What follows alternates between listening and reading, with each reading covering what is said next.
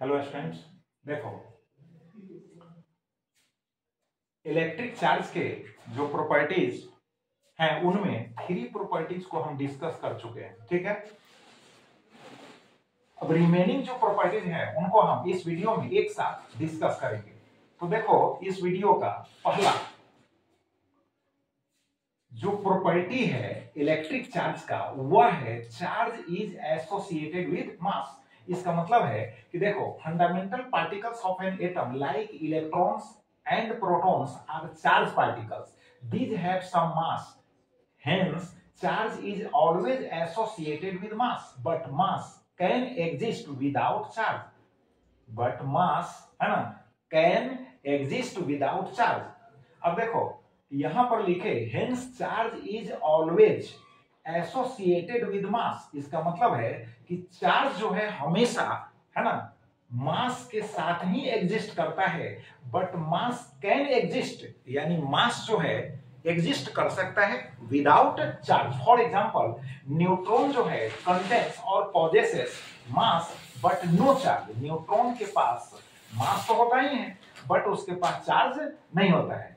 Now when a body is positively charge, अब देखो फिर से समझ लो यहां पर कि चार्ज का जो संबंध है ना मास से है। चार्ज का संबंध जो है मास से है। कैसे? तो देखो fundamental particles of an atom like electrons and protons, clear, are charge particles, they have some mass, उनके पास मास भी है। आप जानते हो इलेक्ट्रॉन के पास भी मास होता है, प्रोटॉन के पास भी मास होता है, बात समझ गए। बट न्यूट्रॉन भी तो फंडामेंटल पार्टिकल है एटम का, वो भी तो एलिमेंट्री पार्टिकल है यार। तो न्यूट्रॉन के पास चार्ज नहीं होता है बट मास तो होता है, बात समझ गए कि नहीं। तो मास जो है विदाउट चार्ज पॉसिबल है but charge without mass possible नहीं है, क्लियर। अब देखो नेक्स्ट जो है प्रॉपर्टी है चार्ज इज इनवेरिएंट।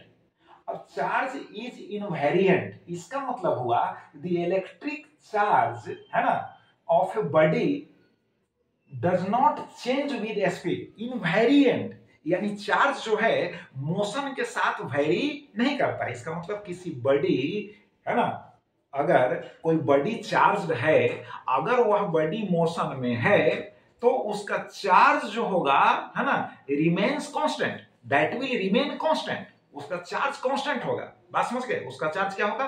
कांस्टेंट होगा। इससे स्पष्ट है कि the electric charge does not depend on the speed of the charge body, यानी चार्ज बॉडी के मोशन पर, यानी मोशन का मतलब स्पीड से यहां है, तो स्पीड पर जो है इलेक्ट्रिक चार्ज डिपेंड नहीं करता है, यानी उसके मोशन से स्वतंत्र है यार। इलेक्ट्रिक चार्ज क्या है? मोशन से स्वतंत्र है, ठीक है। अब देखो बट मास जो है, मास ऑफ ए बॉडी है ना changes, mass of a body changes with है ना इट्स स्पीड, उसके स्पीड के साथ मास जो होता है चेंज होता है ना, according to the relation m is equal to m naught divided by under root 1 minus v square by c square, where m naught is called rest mass। Rest mass का मतलब हुआ कि when a body is in the state of rest or when a body is at rest, then its mass will be denoted by m naught, that is called rest mass। But when the body is in motion, then its mass will be denoted by m, not m naught, only m। Here v is called velocity of the body, but c is called velocity of speed।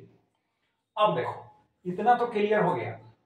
अब main जो sentence है वो क्या है कि मास जो होता है बॉडी का वह इंक्रीज करता है ना with speed. Mass of body है ना increases with speed. It is now clear from this relation. इस रिलेशन से स्पष्ट है कि मास जो होता है बॉडी का स्पीड के साथ क्या होता है? इंक्रीज करता है। अब देखो मास इंक्रीज तो करता है, लेकिन एक चीज और समझ लो, जब उसका स्पीड बढ़ रहा होता है तो बढ़ते बढ़ते बढ़ते बढ़ते बढ़ते बढ़ते जब वह लाइट के स्पीड की इक्वल हो जाएगा, तो लाइट का स्पीड कितना होता है? लाइट का स्पीड वैक्यूम में और एयर में बदला चुके हैं कितने बार? 3 इंटू 10⁸ मीटर पर सेकंड होता है। तो जब बढ़ते बढ़ते इंक्रीज करते करते बॉडी का मास लाइट के स्पीड की इक्वल होगा, तब मास जो होगा बॉडी का वह इनफाइनाइट वैल्यू है ना रखेगा। क्लियर हो गया? अब कैसे? तो देखो यहाँ c लिखोगे तो c² क्या होगा? कैंसिल आउट हो जाएगा, तो यहाँ पर हो जाएगा 1 और 1 माइनस 1 इज इक्वल टू हो जाएगा 0। तो 0 से डिवाइड करोगे तो that will give infinite value. Clear?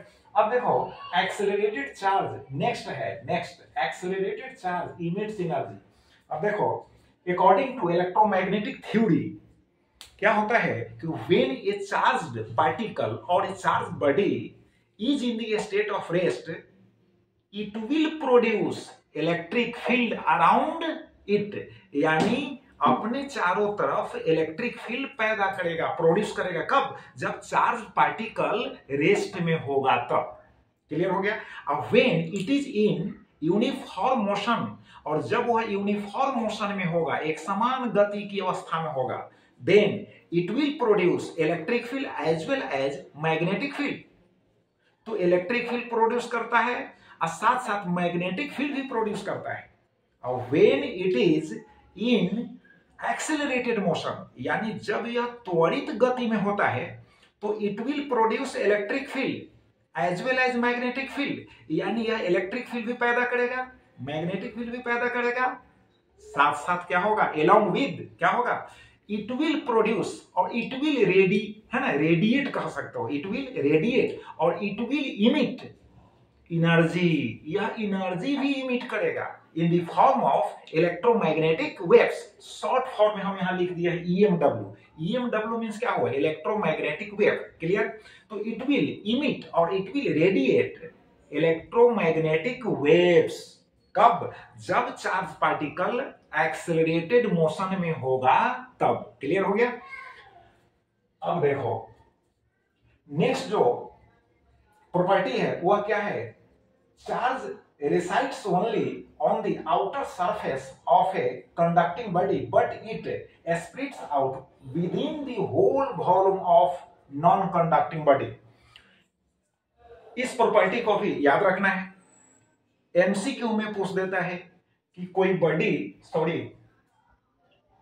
Conducting body है, कोई कंडक्टिंग बॉडी, इसका मतलब कंडक्टर है यार। कंडक्टिंग बॉडी कहने का मतलब क्या हुआ? कंडक्टर है। जैसे मेटल्स आर है ना कॉल्ड कंडक्टर्स, तो कोई कंडक्टर है। अगर कंडक्टर को चार्ज दिया जाता है, ठीक है, चाहे पॉजिटिव चार्ज हो चाहे नेगेटिव चार्ज हो। अब समझ लो पॉजिटिव चार्ज कैसे दिया जाता है यार। पॉजिटिव चार्ज देने का मतलब क्या हुआ समझ लो। अगर कंडक्टर से कुछ इलेक्ट्रॉन्स को किसी भी मेथड से हम अलग कर दे, कंडक्टर से कुछ इलेक्ट्रॉन्स को हम अलग कर दे, तो वह पॉजिटिवली चार्ज हो जाएगा। इसका मतलब उसके पास इलेक्ट्रॉन्स की कमी हो जाएगी। अगर हम है ना बाहर से कुछ इलेक्ट्रॉन्स किसी मेथड से सप्लाई कर दे उसको, तो इसका मतलब है कि अब इलेक्ट्रॉन्स की संख्या उस पर बढ़ जाएगा, तो वह नेगेटिवली चार्ज हो जाएगा। तो पॉजिटिवली चार्ज कैसे होगा, नेगेटिवली चार्ज कैसे होगा, समझ गए? तो कंडक्टर को जब चार्ज दिया जाता है तो उसके सरफेस पर स्प्रेड करता है, यानी उसके सरफेस पर चार्ज एग्जिस्ट करता है। बट नॉन कंडक्टिंग मटेरियल को यानी इंसुलेटिंग मटेरियल को जब चार्ज दिया जाता है तो उसके होल वॉल्यूम में चार्ज स्प्रेड कर जाता है। क्लियर हो गया? तो एक वीडियो हम स्पेशल बना देंगे कि ऐसा क्यों होता है। बात समझ में आ रही है? ऐसा क्यों होता है। आज जो भी प्रॉपर्टीज हम लोग डिस्कस किए हैं आप उनको स्टडी करो, और इसके पहले जो प्रॉपर्टी डिस्कस कर चुके हैं उनको भी स्टडी कर लो। फिर नेक्स्ट वीडियो नेक्स्ट टॉपिक के साथ। Thank you very much.